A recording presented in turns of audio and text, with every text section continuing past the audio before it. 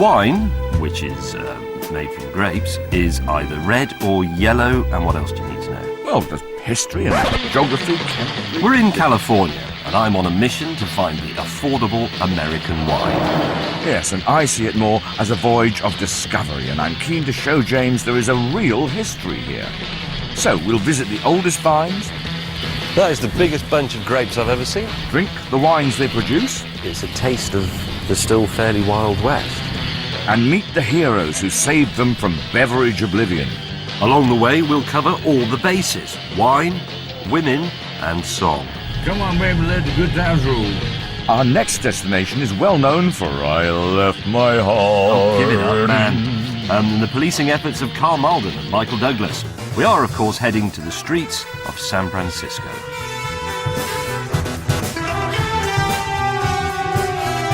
This week's episode, Zinfandel.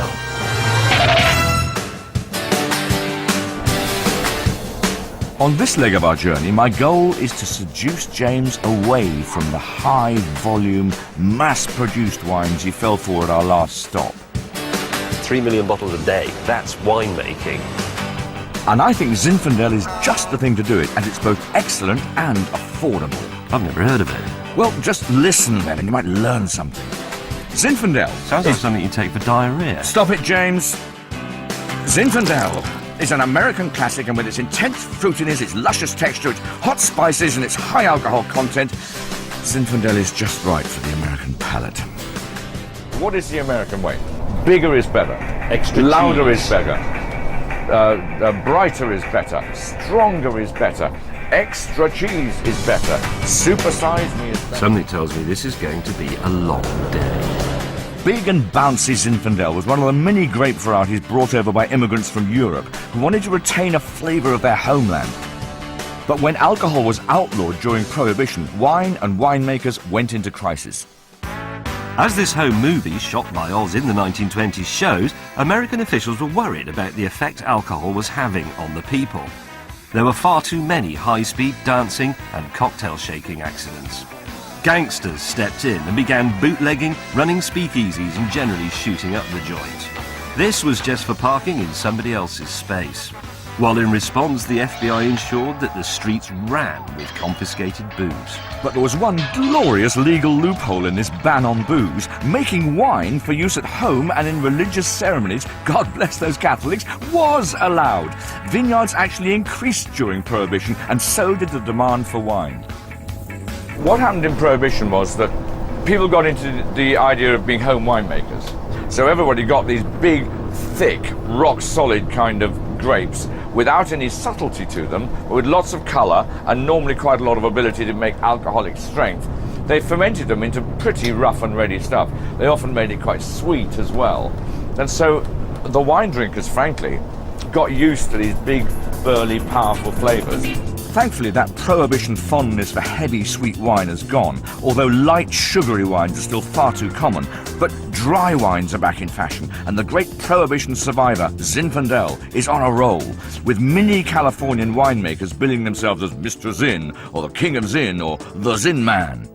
Now, to introduce you to America's favourite grape, we're going to meet someone who still works with those vineyards that survived Prohibition.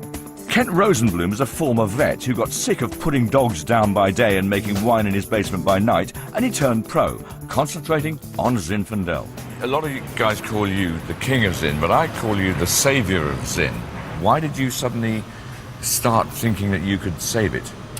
We were a little bit forced into it. If we wanted to make wine, we could get these old grapes at $400 a ton, and Cabernet was $1,000, and we found we liked it better than Cabernet after doing it for a while, and realized there's a real gem out here. Kent and his friends got going in the 1970s when Cabernet and Chardonnay were all the rage, and unfashionable Zin was threatened with extinction. But he doesn't grow grapes. Kent finds old, forgotten vineyards and guarantees the farmer he'll buy their harvest, saving these elderly vineyards from oblivion and providing him and his pals with Zin grapes from vines that go back to the 1890s. These old vineyards had a really just the flavors and the character and the wonderful nuances all our own. And lo and behold, they sold faster than anything else we made. They sold faster in Cabernet, they sold faster than white. So what do? We made some more. Kent has a deal with a superb old vineyard in Sonoma County that was owned by the St. Peter's Community Church. So he's going to treat us to a taste of church wine from 120-year-old vines. By far the oldest vines we've come across on our trip so far. A bell sounds for the end of Double History, and it's time for a drink. That doesn't look like a typical wine. This actually goes back to my days of the veterinary practice. So before this, it went up a horse's bottom then. You started as a home winemaker. Right. So just like the Prohibition guys would have been home winemakers. So another thread going back into Prohibition. Was anybody ever gunned down out of the rear window of a Duesenberg over this? You know, we'd have to research that one. But it's possible. Yes. There could have been a bit of Tommy gun action. The complexities of this wine will definitely put James's tasting skills to the test. It tastes, I don't know if this is just because you've been telling stories, but it tastes old-fashioned. This is essentially a religious wine. It's a sacramental wine at heart, produced like this during Prohibition and drunk for non-ecclesiastical reasons by people who wanted to drink when they weren't allowed to. So, forbidden fruit? Forbidden fruit? The sin of Zin. That's it. Zinfandel. Why do we call it Zinfandel? I rather like James's assessment of the old vines in, and he seems to have forgotten the mass market plonk we found in the last episode. I've got him on the hook, now I just need to reel him in. Equally keen to secure another convert, Kent provides me with some more excellent Zin for what you might call homework. And while Oz pops a couple of corks, I break out the wine cam. Okay, this is a view of the chap's motorhome from the art table through the easy chair where Oz Clark discusses his overdraft, the suitcases, Oz's handbag. There's a massive, massive fact about Zinfandel that you haven't actually yet approached. What? Zinfandel is a red wine. Is that your wine fact? Do you hold it and just film me drinking Zim? Trouble, I need to be. They expect me to be holding the cap. You don't need to get that close, surely. I have to say to you, James, I think Zinfandel is the heart, the core, red Zinfandel of California wine. I think we've established that we like Zinfandel.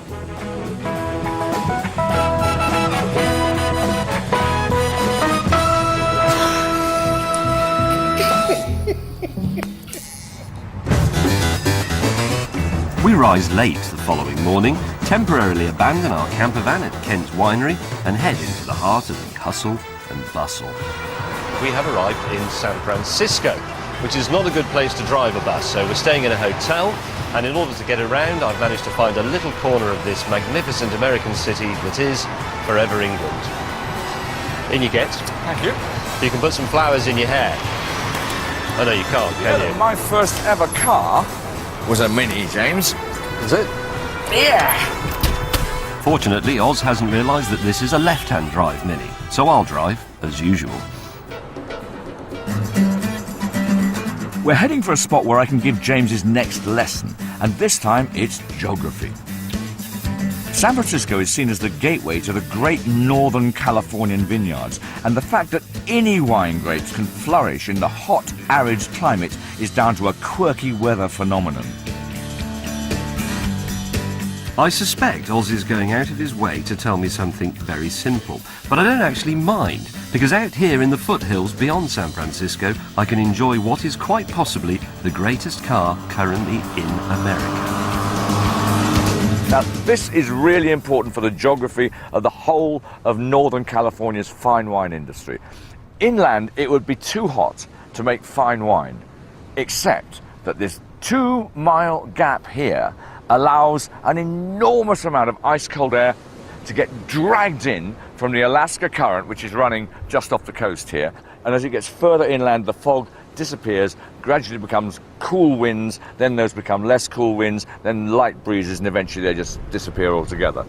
the nearer you are to this great pile of fog and cold wind coming through this Golden Gate Bridge, the better the conditions you're going to have for what one might call delicate wines, what one might call, these awful wine words like elegant or perfumed or refined or blah, blah, blah. Poncy. Poncy, thank you very much. Poncy wines need cool conditions. Nicely put.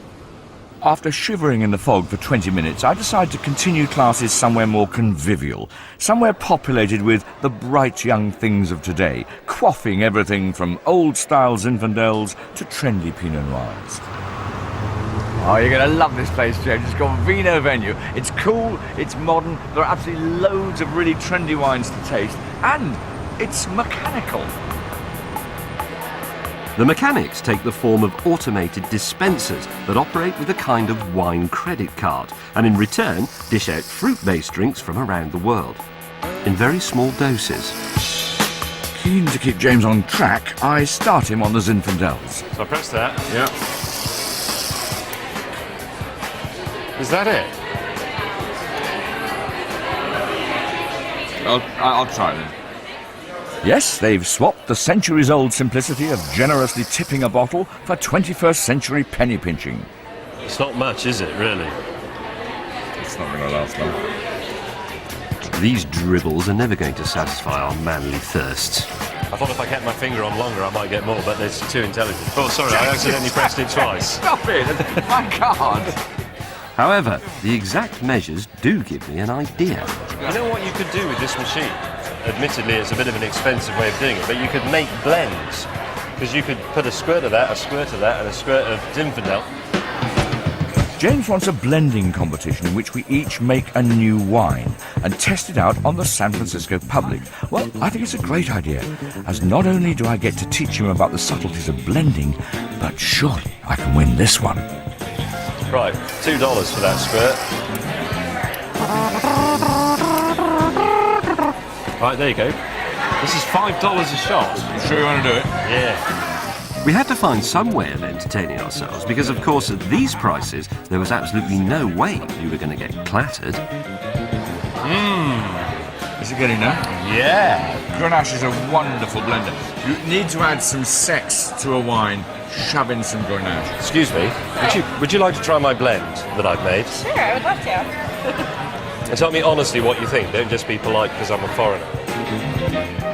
So, what will these wine lovers make of James's blend?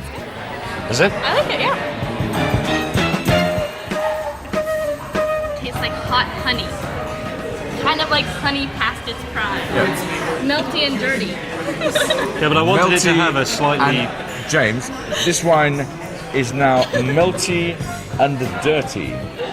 Not exactly a great tasting note. My hirsute rival may have blundered around adding dribs and drabs of God knows what, but I know just what I'm after. A splash of Zin, a drop of Syrah, and controversially a soupçon of Sauvignon Blanc. So what'll these San Francisco sirens make of this improvised nectar? What do you reckon? You do like It has a good finish. You like that? Which one do you prefer? I think I liked his better. One to me. Yours was better right off the bat. Purer, Yes. more classically balanced. More flavor. And one to me. With the score at 1-1, we need a decider. And then I spot the spittoon. Put that in and see if you can tell me all the different things that are in there and the nationalities of the people who spat in it. Shall I? Yeah. No. Go on. I'll do it if you don't.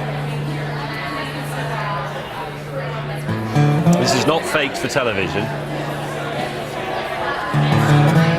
Well done. It's a mixture of Zinfandels, don't tell me. It's port. Is it? And it's also, someone's actually stuck a cigarette out and it's disgusting. I know what it is, it's Watney's Party 7 mixed with cochineal. It's like port. It's very dark. It's like a pub carpet, isn't it? It's That's just like a pub carpet. It's like old cigarette stubs on a Sunday morning when you wake up in the wrong place on the floor. It's disgusting, isn't it? It's filthy. Drinking the spittoon was a big mistake, and we declare a draw before things get out of hand. The following morning, we rinse our mouths out with household bleach, check out of the hotel, pick up the camper van and hit the road, fully restocked courtesy of Oz's hotel room. If the viewers could see your stash of purloined foodstuffs and toiletries from, let's be honest, all around the world over the last 20 or 30 years, they'd be absolutely staggered. You're a man of some means. You don't need to steal tea bags. The silly thing is, at home, You've got millions of them, you nutcase. I like really good fresh tea. Your tea bags are all 20 years old. I know, I can't believe, because our next destination is home to something far older than my tea bag collection. Now he's tasted some old vine Zinfandel, I want James to see how ancient vines differ dramatically from the younger examples we've seen on our journey so far. So we're heading an hour inland to the very unfamous community of Oakley. When you're in California, so much of it seems so new. So many of the vineyards seem to be so recently planted. So many of the stories that one has to tell here are from the 70s, from the 80s, from the 90s. And I think it's very important for me to show James that there was another world in Californian wine, and in tiny places there still is. And this is one of them. Hidden on the wrong side of the tracks is 250 acres of American history owned by Fred Klein. He bought the place from a giant chemical company who until the 1980s was shipping these grapes in wooden boxes to the East Coast, just like in Prohibition. The encroaching city makes this land extremely valuable, but despite repeated offers, Fred says he'll never sell these 19th century vineyards. He's someone else determined to keep Zinfandel and the other old-timers on America's wine list. These are some of the oldest ones we have, and these are approximately about 115 years now. They've been here since Queen Victoria was doing her stuff on the British throne. Compared with some of the quite posh vineyards we've been to, yours look quite, looks quite sort of rustic and unkempt. We've been here barely a minute and James has already insulted our host. I think that's a record. It's not meant to be an insult. They look quite wild. Well, they are unkempt, but they're just so old that there's only so much you can do with them. Realising my mistake, I decide to make up for it with some out-of-character, over-the-top enthusiasm for Fred's produce. Wow, look at that. That is the biggest bunch of grapes I've ever seen on a vine. That's magnificent. What sort of grape is that? We call it the Golden Chassel. It's also known as Palomino. It's grown extensively in Spain, and that's what they make sherry out of. And that is a wine fact. They're things of beauty, I think so. And feel it, James. A cattle farmer also once made me feel the reassuring weight of a bull's testicles, and it sort of reminds me of that a bit as well. Luckily, So I haven't shared that experience. Well, James is going to feel the weight of many a bunch, as his next wine challenge is to race Oscar, one of Fred's top pickers, because these Golden Chasselas are ready to harvest. They each have to strip a vine Do that one? and then dump the grapes in the tractor trailer. Mexicans like Oscar provide the muscle in the wine industry, and it's clear he picks grapes for a living. I'm giving it my best shot, but I'm still picking like, ponce off the telly. Look at that one. I've earned about 30 pence there. That's true.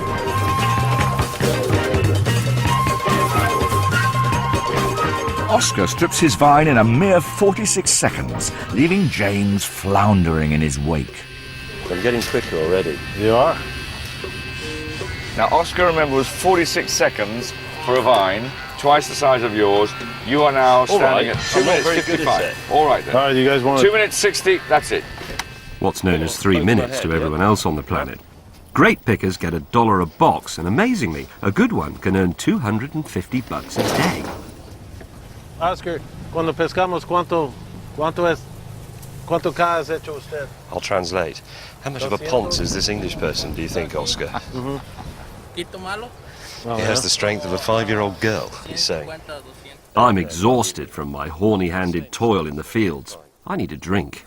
Fred is known for crafting approachable but really interesting, affordable wines which should appeal to James. This is priced around the $7-8 price range a bottle. And 7 to 8, really? Mm-hmm. Is it for sale in England? I think they have brought this into England. And what are the grapes in here? There's the Viognier, the Sauvignon, and there's the Chasselas we've been picking. So basically, this is an Oakley cuvee of the old white varieties. This is £4.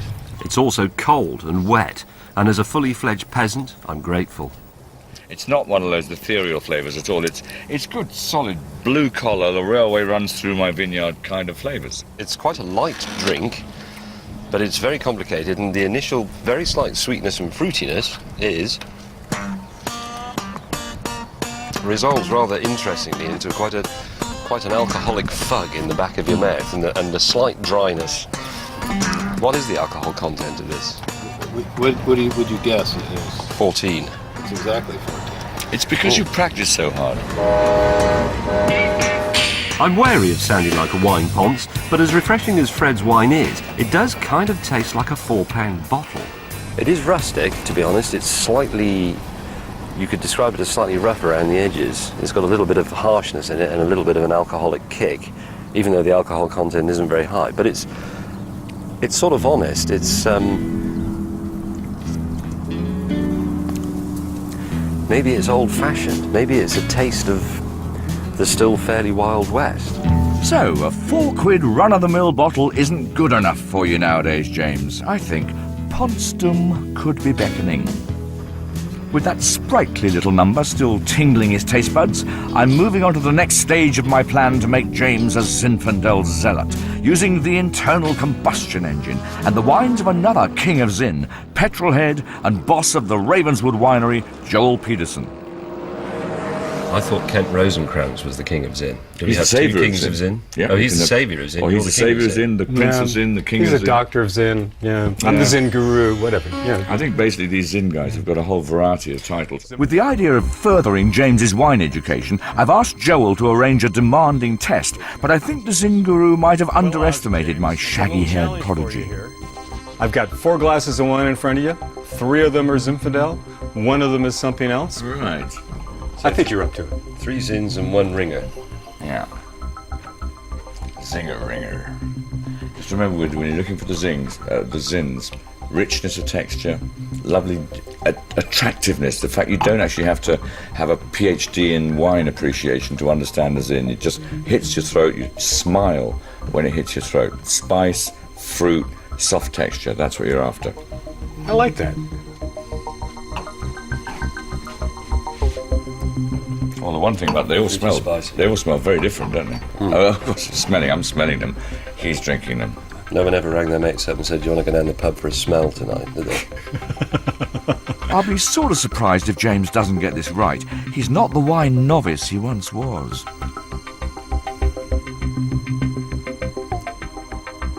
I think that one's the Ringer. I think that's French. Why do you think that's French, James? Because it tastes slightly complex and slightly intellectualised, and it tastes slightly old, actually. You've got a Chateauneuf de Pape in here, have you? I do have a Chateauneuf de Pape in here. I was going to say that, but is it that one? It is that one. Very good, James. Yeah, the way I would say it is that the Zinfandels taste fruity, and the Chateauneuf de Pape tastes a bit vegetal. I like Zinfandel. I think I'm a Zinfandel kind of bloke. How much does a bottle of this cost in the UK? Roughly. Probably £25, maybe. Is 20 it? to 25 pounds. Oh, balls. I was hoping you'd say it was £6.50, therefore our quest would have been over, but in fact... James, yeah, they don't have to panic too much on this because we have other wines that are really lovely. You know, 6.5, 7 pounds. Yeah. Right, now you see, that is interesting because we are very close here to the wine I was looking for when we set off. The American accessible people's wine available in Britain at a reasonable price, and that says I am an American wine, not a sham of a French or an Italian wine. So I can't think of anything more pertinent at this very moment in time in this wine series than trying a glass of Zinfandel that is available in Britain at under £10. Under £7. Under £7. Nor can I. While we send out to Joel's winery for a bottle of his under £7 special, there's time to have a bit of fun. Normally on this show, Mad Dog Oz whitters about wine and I do the driving. But this time, things are a bit different. The challenge is, I have to tell you everything I know about New World wine and Californian wine in particular, in the time it takes Mad Dog to do one circuit of this track, which is roughly 3/4 of a mile, and arrive back at the finish. It's as simple as that. Is everybody happy? Happy? Go! Wine got off to a fairly bad start in the New World because America was founded by some men from Plymouth who didn't actually drink. Well, there was prohibition, during which people drank more wine and got more hammered than at any other time in American history. Though it is a fruit-based drink, trying to understand it is a strangely fruitless pursuit. The terrain and climate of California are ideal for some grapes. Astronomical volumes of wine at a very reasonable cost. Most interesting of the American grapes is Zinfandel, far too hot really for growing grapes, Californian wine. Grow Rhone varieties for at least 100 years old. Zinfandel. As I ransacked my mind for wine facts, I realised that the wine god has done what he set out to. I am now a fully fledged Zinfandel convert. I loved the character of Kent the Vet's 120-year-old church wine, and I'm tickled by the typically American loophole that allowed the vineyards to survive prohibition. I even forgive Oz for his obsession with fog, and for my 3 minutes at the coalface of wine production. Yes, Zinfandel is definitely my favourite all-round wine so far, but I still refuse to pay 25 quid a bottle. Today, if you want to have a taste of what America means as a historic wine-growing nation, you should drink Zinfandel. 125. Thank you for listening. I was hoping that this would show that I had testosterone pumping through my veins and you'd become proud of me and respect me. I'm very proud of you. Do you respect me? I do. Okay, so the next wine challenge is you can have a glass of wine if you can get out of the go-kart. Easy. The glass in question will be Joel's £7 Zin. A bottle has just turned up. It's time to find out if this is the wine I've been searching for. What we have here is a real American meal, cheeseburger with blue cheese and bacon, hot dog, and for some reason a sort of salad thing. I don't know where that came from. And with this we're going to try the all-American wine, which is a Zinfandel, available in the UK in supermarkets for just under £7. Right, I'm going to try a fry. I'm going to try a bit of hot dog. That taste of freedom. Oh. It really is a hot dog. It's just twice as big as usual hot dog. Shut up, Oz. I've got a feeling this is going to go right.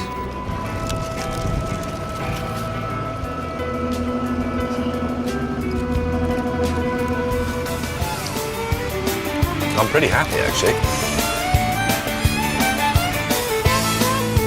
By God, Clark, I think we've done it. America's wine goes with America's food. And it's all reasonably priced. I'm delighted. I've lured James away from mass market plonk in favour of a traditional grape variety with a great history. And it's a double whammy, because Zinfandel also fits the bill as the decent, affordable wine of the people that James has been searching for. Next time, we head over the Golden Gate Bridge to a California anomaly, a centre for French fizz.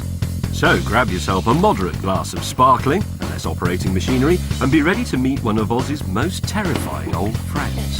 Two English guys of your age behaving like teenage kids is ridiculous. We'll also experience not so much the grapes of wrath, but more the wrath of the grapes, as we examine hangover cures. This is a proper hangover cure, the hair of the dog. If you've got one of those modern televisions with a typewriter attached, log on to bbc.co.uk/food.